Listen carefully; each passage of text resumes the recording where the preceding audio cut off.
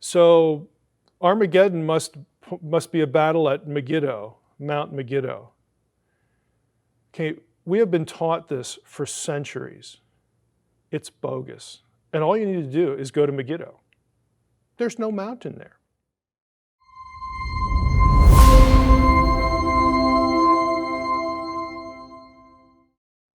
So let's go back to Revelation 16:16 and just look at what the text says.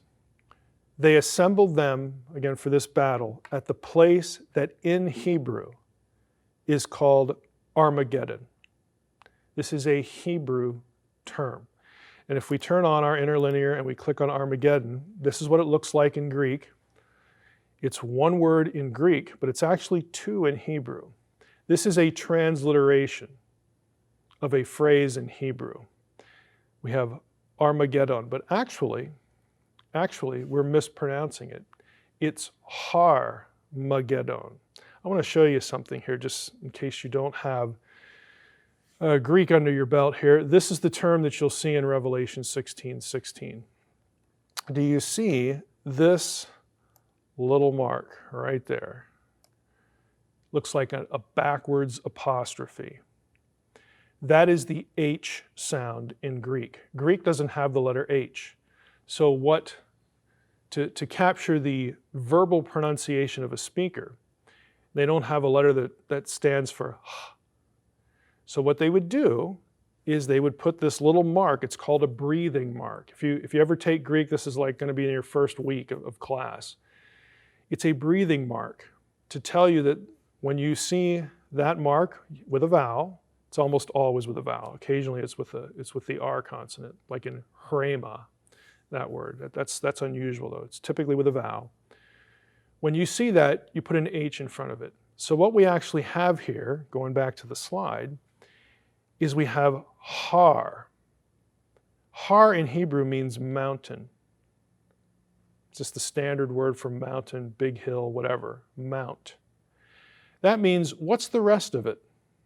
Mageddon. What is the rest of it? Now here's what we're typically taught. We're typically taught that, let me just draw a line here if I can do it freehand. We're typically taught that the second half of this corresponds to the Greek letters M, G, and D, because we've got M, G, and D. Okay, we've got the mu, the gamma, and the delta. And so those who know that, okay, we're dealing with a Hebrew term, Mount MGD. What's a word with MGD in Hebrew? Oh, Megiddo. Well, that's that's fairly near Jerusalem, kind of. So Armageddon must be a battle at Megiddo, Mount Megiddo. Okay, we have been taught this for centuries. It's bogus. And all you need to do is go to Megiddo. There's no mountain there. And it's not Jerusalem. It's not the cosmic mountain either. There literally is no mountain. It is a flat plain. It can't be the reference to this. Now, if you go to Megiddo today, you'd say, well, look, the guide's pointing to Megiddo there and it's a hill. Yeah, you know what that is? It's a city overgrown. It's called a tell. That's the city. It's not a geographical, geological hill. There is no hill in the area. This cannot be the place of Armageddon. What you have instead is the key here is this consonant right here. How does Greek render the g sound? One option is as a G, okay? The Hebrew G would be this, that's gimel, right? But that's not the only option. Let me just show you this. We have here Genesis 10:19 to illustrate what we're doing here. And the territory of the Canaanites extended from Sidon in the direction of Gerar. Oh, there's a place name that begins with a G. And if you look, there's our gimel. Okay, see, Mike? The g sound, that's gimel. Well, that's nice. As far as Gaza, that's a different letter, isn't it? Yeah, it is. And Gomorrah, different letter. It's a letter that looks like this. If I go back to my screen, It's a letter that goes like this. That is the Ghayan. You see, Hebrew has two letters that have the R sound. Sometimes Greek would use a gimel. Other times it would use it would take Gomorrah as the G sound. Let me go back to Genesis 10:18. Explain this a little bit better. I'll go to the Septuagint. Same passage, okay? Genesis 10:19. Okay, here we go with the boundaries of the Canaanites. We're from Sidon as far as coming to Gerar. Okay, there's our G. That's the gamma in Greek. Gaza, gamma, and Gomorrah, gamma. You'll notice that Greek uses the same letter to render two different Hebrew consonants. Because Greek only has one. Hebrew has two, Greek has one. The Greek writers have no choice. If it's a R sound in Hebrew, that's the gamma.